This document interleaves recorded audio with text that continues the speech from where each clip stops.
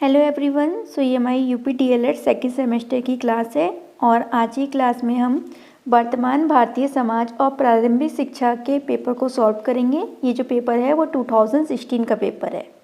ये जो सब्जेक्ट होता है उसके टोटल मार्क्स 50 होते हैं और आपको इस पेपर को करने के लिए 2 आवर्स का समय मिलता है।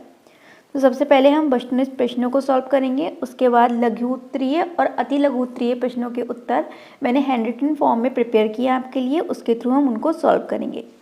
तो पहला वस्तुनिष्ठ प्रश्न है, दिवा स्वप्न पुस्तक के लेखक है गिजुभाई, स्वामी विवेकानंद, महात्मा गांधी या सर्वपल्ली राधाकृष्ण। तो दिवा स्वप्न पुस्तक के जो लेखक है उनका नाम है गिजुभाई। ऑप्शन नंबर ए इसका राइट आंसर है। नेक्स्ट क्वेश्चन है, संविधान की किस भाषा को राजभाषा का दर्जा मिला है? हिंदी, उर्दू, अंग्रेजी या फिर फारसी। तो संविधान में हिंदी भाषा को राजभाषा का दर्जा दिया गया है। निम्नलिखित में से कौन सी औपचारिक शिक्षा की विशेषता है? स्थान निश्चित नहीं होता, समय निश्चित नहीं होता, स्वतंत्र होती है, उपयुक्त सभी। तो ये सारी की सारी अनौपचारिक शिक्षा की विशेषताएं हैं। शिक्षा एक त्रिमुखी प्रक्रिया है, ये कथन है जॉन लॉक, रविन्द्रनाथ टैगोर का, जॉन डीवी का या महात्मा गांधी का। तो शिक्षा एक त्रिमुखी प्रक्रिया है, ये जॉन डीवी ने कहा था। ऑप्शन नंबर 3 इसका राइट आंसर होगा। शिक्षा शब्द का शाब्दिक अर्थ है अंतर्निहित शक्तियों का विकास करना, बहिर्मुखी शक्तियों का विकास करना, शारीरिक विकास करना, उपयुक्त में से कोई नहीं। तो जो शिक्षा का शाब्दिक अर्थ है वो है अंतर्निहित शक्तियों का विकास करना। ऑप्शन नंबर ए इसका ठीक आंसर होगा। शिक्षा एक प्रक्रिया है जिसके द्वारा बालक अपनी जन्मजात शक्तियों को अभिव्यक्त करता है, ये कथन है जॉन डीवी का, रूसो का, फ्रोवेल का या फिर मोंटेसरी का। ये जो कथन है वो है फ्रोवेल का। दूरवर्ती शिक्षा को कहते हैं पत्राचार शिक्षा, दूरस्थ शिक्षा, स्वतंत्र अध्ययन या फिर उपयुक्त सभी। तो ये सभी के सभी हम कहते हैं। ऑप्शन नंबर 4 इसका राइट आंसर होगा। मारियम मोंटेसरी भारत आई थी। तो मारियम मोंटेसरी 1939 ईस्वी में भारत आई थी। Option number 4। शिक्षण के 3 केंद्र बिंदु हैं। तो शिक्षण के 3 केंद्र बिंदु कौन कौन से हैं? अध्यापक, बालक और पाठ्यक्रम। तो यही 3 है। नेक्स्ट क्वेश्चन है, जनसंख्या शिक्षा में सबसे अधिक उत्तरदायित्व है अभिभावक का, समाज का, शिक्षकों का या फिर राष्ट्र का। तो सबसे ज़्यादा उत्तरदायित्व किसका है? शिक्षकों का। ऑप्शन नंबर 3 इसका राइट आंसर होगा।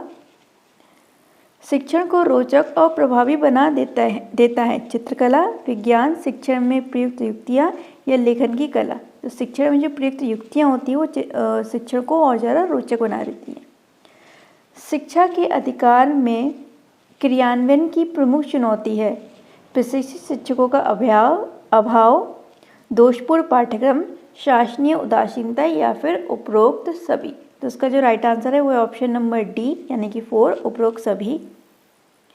पाठ्य योजना का निर्माण आवश्यक है छात्रों को पढ़ने की प्रेरणा देने हेतु, छात्रों को भटकने से बचाने हेतु, शिक्षक को छात्र के विषय में सूचना करने हेतु या शिक्षण को योजनाबद्ध करने हेतु। तो शिक्षण को योजनाबद्ध करने हेतु हमें पाठ्यक्रम की आवश्यकता या फिर पाठ्य योजना की आवश्यकता होती है। वैदिक कालीन शिक्षा किस जीवन दर्शन पर आधारित थी? प्रकृतिवाद, आदर्शवाद, समाजवाद या फिर व्यवहारवाद। तो ये आदर्शवाद पर आधारित थी। Option number 2। परिवार द्वारा बालकों को प्राप्त होती है जीवन व्यवहार की शिक्षा, परस्पर सहयोग की शिक्षा, जीविकोपार्जन की शिक्षा या फिर उपयोग सभी। सो इसका जो राइट आंसर होगा वो क्या होगा? इसका राइट आंसर है उपरोक्त सभी। ये सभी के सभी हमें परिवार के द्वारा प्राप्त होती है एक बालक को। यहाँ पे हमारे 15 PYQ कंप्लीट होते हैं। उसके बाद ये जो अति लघु उत्तरीय प्रश्न है 15 अति लघु उत्तरीय प्रश्न है और 10 लघु उत्तरीय प्रश्न है। इनके आंसर मैं आपको अपने नोट्स के थ्रू कराऊंगी। पहला अति लघु उत्तरीय प्रश्न है, टैगोर को किस धारणा में विश्वास था? सो जो टैगोर थे मतलब कि रविन्द्रनाथ टैगोर थे, उनको सत्यम शिवम सुंदरम की धारणा में विश्वास था। टैगोर शिक्षा को परिवर्तनशील भूमिका में विश्वास करते थे। शिक्षा की परिवर्तनशील भूमिका में विश्वास करते थे। उनका मानना था कि बालक को उसकी गति से सीखने के अवसर प्रदान करने चाहिए, साथ ही साथ वो विश्व बंधुत्व की भावना का विकास करना चाहते थे। तो टैगोर का किस धारणा में विश्वास था? सत्यम शिवम सुंदरम में। वो शिक्षा को एक परिवर्तनशील प्रक्रिया के रूप में मानते थे और वो चाहते थे कि बच्चों को उसकी गति से ही सीखने दिया जाए और विश्व बंधुत्व की भावना का विकास किया जाए। फ्रोवेल की किन्हीं 2 प्रमुख रचनाओं के नाम लिखिए। तो पहली है एजुकेशन ऑफ मैन, दूसरी है माँ के गीत, खेल और कहानियाँ। पहली है एजुकेशन ऑफ मैन, माँ के गीत, खेल और कहानियाँ।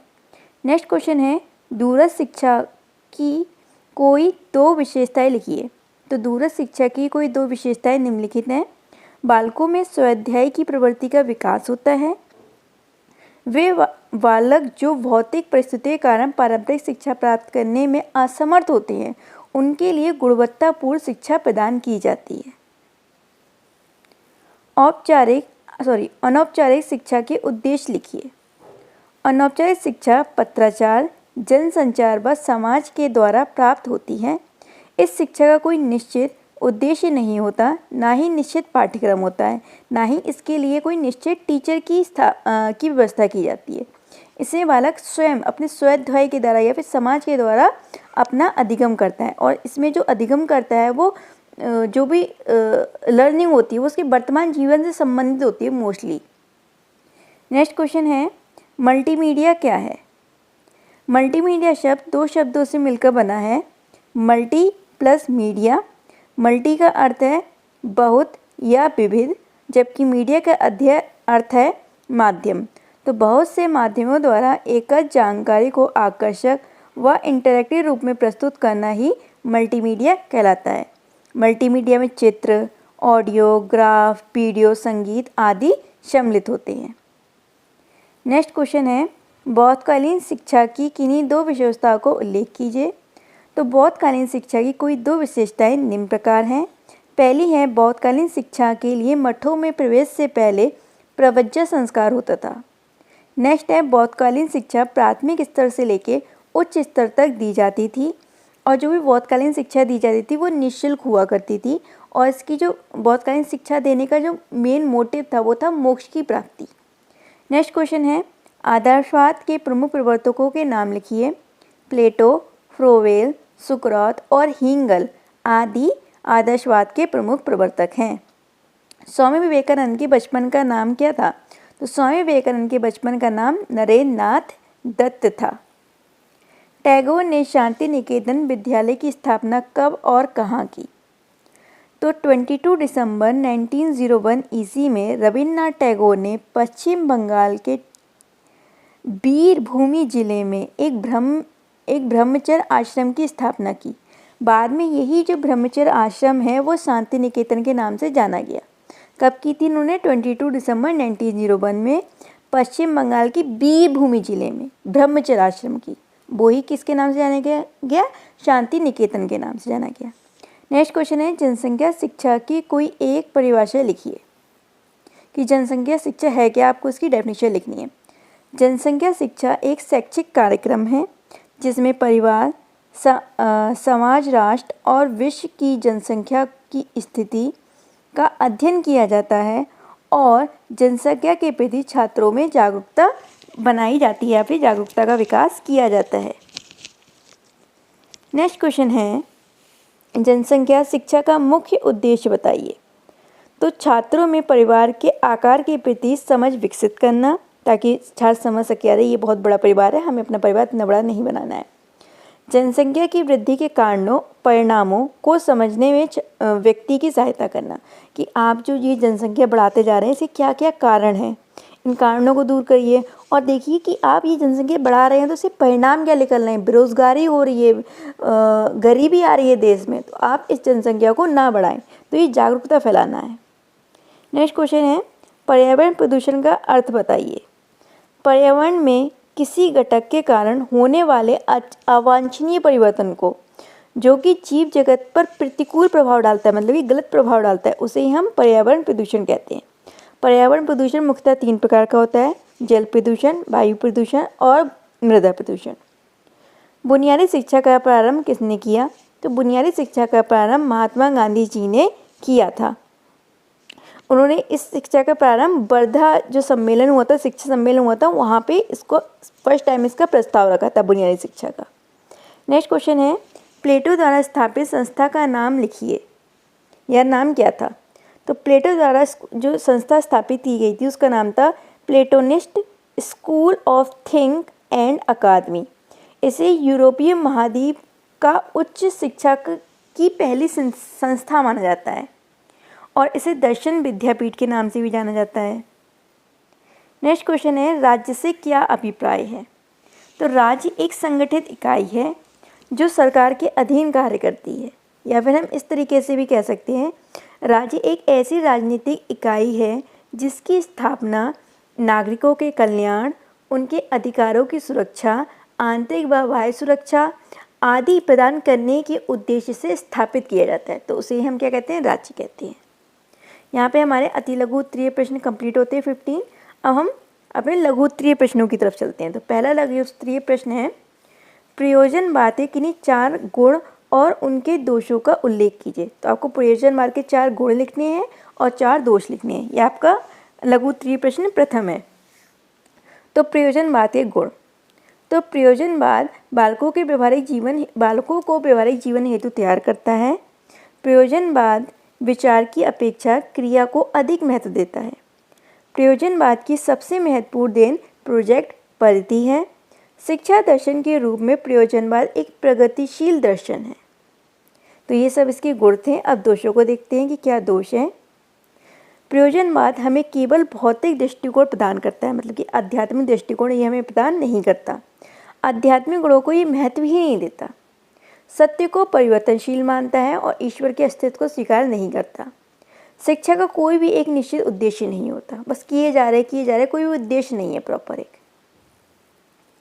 नेक्स्ट क्वेश्चन है, शिक्षक और शिक्षार्थी के संबंध में रविन्द्रनाथ टैगोर के विचारों को संक्षेप में लिखिए। तो आंसर है, टैगोर का मानना था कि मनुष्य को केवल मनुष्य ही समझ सकता है।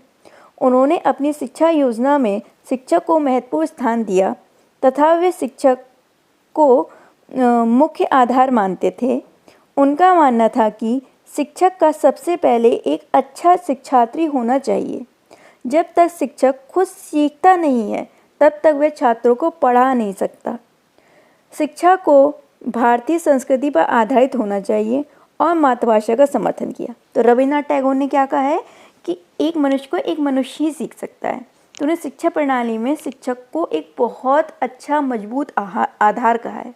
और उन्होंने ये भी कहा है कि अगर शिक्षक चाहता है कि उसके छात्र उससे सीखें तो उसे पहले खुद सीखना चाहिए, क्योंकि अगर वो एक अच्छा लर्नर होगा तभी वो एक अच्छे लर्नर्स को बना सकता है। और जो शिक्षा हो हमारी भारतीय संस्कृति से रिलेटेड हो और मातृभाषा में दी जाए। तो यही कह रहे हैं रविन्द्रनाथ टैगोर जी। नेक्स्ट क्वेश्चन है, जल प्रदूषण को नियंत्रित करने के किन्हीं 4 उपायों का वर्णन कीजिए। तो जल प्रदूषण को नियंत्रित करने के जो कोई 4 उपाय हैं वो निम्न प्रकार हैं। सबसे पहला है, जल स्रोतों में पशुओं को नहीं धोना चाहिए, मतलब पशुओं को वहाँ पे नहलाना नहीं चाहिए। नदी, तालाबों, झीलों में साबुन के साथ नहीं नहाना चाहिए। कीटनाशक का प्रयोग निम्नीकरण कर देना चाहिए। बड़ी बड़ी फैक्ट्रियों के जल शोधन संयंत्र लगाने चाहिए, कि जो बड़े बड़े फैक्ट्रियों के जो जल होते हैं ना सीधे आके नदियों में ही डाल दिए जाते हैं, तो बहुत ज़्यादा प्रदूषित हो जाती है। तो उसमें थोड़े से शोधन संयंत्र लगाएंगे तो जो वाटर आएगा वो कम पोल्यूटेड होगा। जल प्रदूषण को कम करने के उपाय फ्लो चार्ट है, आप भी बना के आइएगा इसी पेपर में। प्लास्टिक अपशिष्ट में कमी करें, मृदा अपरदन पर नियंत्रण करें, जागरूकता फैलाएं लोगों के बीच में, पानी के रास्ते और समुद्री तटों की सफाई करते रहें। नेक्स्ट क्वेश्चन है, पर्यावरण संरक्षण में विद्यालय की भूमिका के बारे में लिखिए। तो पर्यावरण संरक्षण में विद्यालय की भूमिका निम्न प्रकार है। सबसे पहला पॉइंट है, पर्यावरण शिक्षा को शामिल करना। स्कूल में पर्यावरण शिक्षा को शामिल कर छात्रों को पर्यावरण साक्षर बनाया जा सकता है, जिसमें उन्हें वैश्विक पारिस्थितिक चुनौतियों से निपटने के लिए जरूरी ज्ञान और कौशल प्राप्त होगा। नेक्स्ट है, पर्यावरण जागरूकता को बढ़ावा देना। स्कूल में पर्यावरण जागरूकता को बढ़ावा देने के लिए स्थानीय पर्यावरण संगठन की साझेदारी की जा सकती है और छात्रों को पर्यावरण से जोड़ने के लिए प्रोत्साहित करेगा। जो क्या करेगा, छात्रों को पर्यावरण से जोड़ने के लिए प्रोत्साहित करेगा, उन्हें इंकरेज करेगा। नेक्स्ट पॉइंट है, पर्यावरण के प्रति देखभाल करने का रवैया बढ़ाना। तो छात्रों को कचरे के प्रकार के आधार पर निपटने, पौधों की देखभाल करने के लिए प्रोत्साहित करना चाहिए। अतः पर्यावरण संरक्षण हेतु विद्यालय की भूमिका व विद्यालय का योगदान सर्वोपरि है। विद्यालय ही एक जगह है जहाँ पे विद्यालय क्या कर सकता है, बच्चों में अपने पर्यावरण के प्रति प्रेम को जागृत कर सकता है।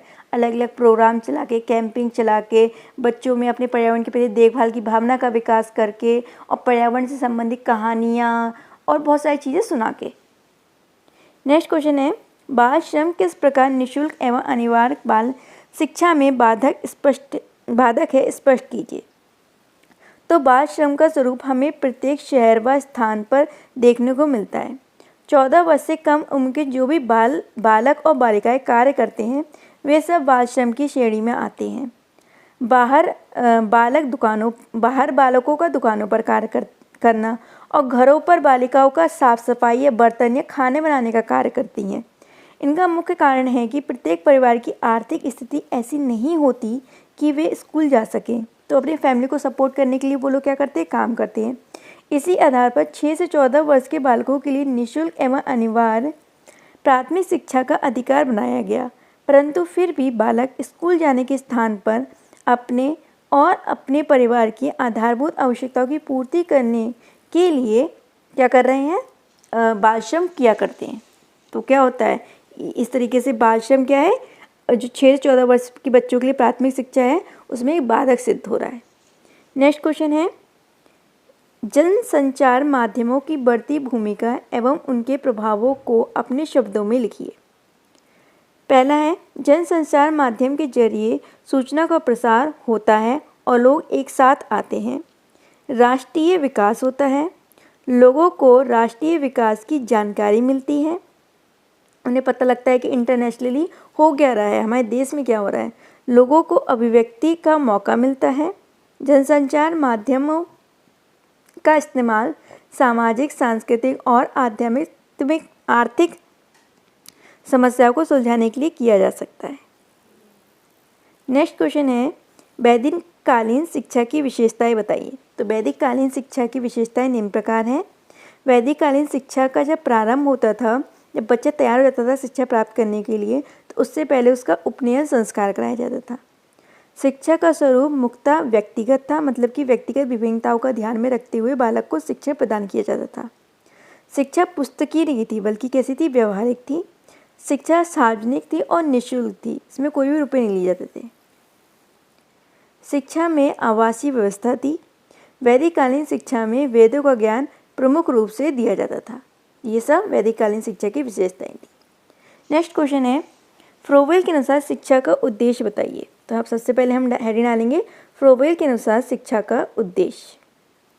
तो फ्रोबेल के विचार में शिक्षा का उद्देश्य ना तो केवल बालक के मस्तिष्क को शब्दों से भरना है, ना ही उसके जीवन को एकांगीपन प्रदान करना है, बल्कि बालक को शिक्षा के माध्यम से यह ज्ञान प्रदान करना चाहिए कि विभिन्न पदार्थों की एक चिरंतर एकता होती है। सभी निर्जीव व सजीव दैवीय उद्देश्यों की प्राप्ति व आत्मज्ञान और अपने श्रेष्ठतम पूर्णता के लिए सदैव प्रयत्नशील रहते हैं। शिक्षा के द्वारा बालक के सामने ऐसी परिस्थिति उत्पन्न करनी चाहिए जिसमें वे अपनी मतलब कि जो अंतर्निहित शक्तियाँ हैं उसको अधिक से अधिक बाहर व्यक्त कर सके और स्वयं की क्रियाओं के द्वारा ही अपने ज्ञान का निर्माण करे। बालक को अभिव्यक्ति करने के साथ साथ सृजन करने के अवसर भी प्रदान करने चाहिए। तो इस प्रकार की शिक्षा की व्यवस्था करनी चाहिए जिसमें बालक को अभिव्यक्तात्मक और सृजनात्मक दोनों अवसर ही एक साथ प्राप्त हो जाए। तो हमें ऐसी शिक्षा की व्यवस्था करनी है। नेक्स्ट क्वेश्चन है, सामाजिक परिवर्तन में शिक्षक तथा विद्यालय की भूमिका बताइए। तो सबसे पहले हम हेडिंग डालेंगे, सामाजिक परिवर्तन में शिक्षक एवं विद्यालय की भूमिका। विद्यालय संस्कृति का संरक्षण करता है और उसे एक पीढ़ी से दूसरी पीढ़ी में भेजने का कार्य करता है। विद्यालय घर व समाज को जोड़ने वाली कड़ी का कार्य करता है। शिक्षक बालक को समाज का सदस्य, एक सक्रिय सदस्य व जिम्मेदार नागरिक बनाने के लिए प्रोत्साहित करता है। शिक्षक बालक को गरीबी, मानवाधिकार और मानव कर्तव्य आदि मुद्दों पर शिक्षित करता है। विद्यालय बालक को जीवन की कठिन परिस्थितियों से निपटने के लिए योग्य बनाता है। शिक्षक कक्षा में समावेशी वातावरण का निर्माण करता है, जिससे बालक विभिन्न दृष्टिकोण को समझने योग्य बनता है और वो उनका सम्मान करना भी सीखता है। सो यहाँ पे हमारा ये पेपर कंप्लीट होता है। आई होप आप सबको अच्छे से समझ में आया होगा। Bye and have a good day.